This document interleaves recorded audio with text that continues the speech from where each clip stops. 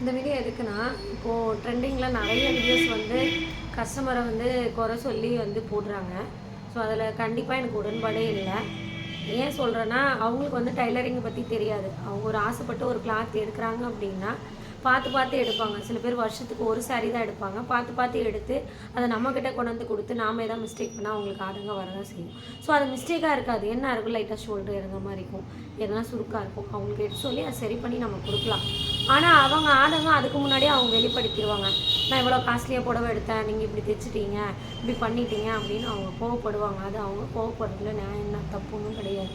ஏன்னா ஆசைப்பட்டு அவங்க அவ்வளோ காஸ்ட்லியாக எடுக்கிறாங்க. நாமளே ஒரு பொருள் ஆசைப்பட்டு எடுக்கிறோம், கீழே விழுந்து உடஞ்சிச்சுன்னா எவ்வளோ கஷ்டமாக இருக்கும். அந்த மாதிரி தான் அவங்களுக்கும். பார்த்து பார்த்து சில பேர் வீட்டுக்காரர்கிட்ட சண்டை போட்டு புடவை எடுப்பாங்க, சில பேர் காசு சேர்த்து வச்சு எடுப்பாங்க, சில பேர் வந்து அம்மா வீட்டில் எடுத்து கொடுப்பாங்க, சில பேர் சென்டிமெண்ட்டாக இருப்பாங்க. ஸோ நிறைய விஷயங்கள் இருக்குது. இந்த புடவைன்றது சாதாரண விஷயம் இல்லை, நிறைய அதில் சென்டிமெண்ட்டில் நிறைய விஷயம் இருக்குது. ஸோ லேடிஸ் வந்து அந்த புடவை விஷயத்தில் நிறைய சென்டிமெண்ட்டாக இருப்பாங்க.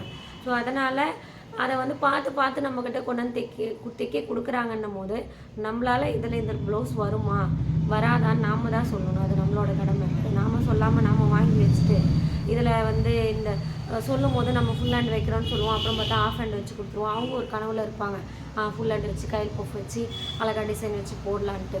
ஸோ இதெல்லாம் வந்து ஸ்டார்டிங்லேயே நீங்கள் கிளியர் பண்ணிக்கிறது உங்களுக்கு நல்லது. அதை விட்டுட்டு தைச்சி கொடுத்துட்டு பின்னாடி கஸ்டமர் குறை சொன்னாங்க, திட்டினாங்க அப்படின்னு வீடியோ போடுறது தப்பு இல்லையா? அது இதில் எனக்கு சத்தியமாக உடன்பாடு இல்லை. இருந்தாலும் வீடியோவாக பதிவு பண்ணணுன்னு தோணுச்சு, பண்ணேன். இந்த வீடியோ எத்தனை பேருக்கு பிடிச்சிருக்குன்னு கமெண்ட் பண்ணுங்கள். தேங்க்யூ.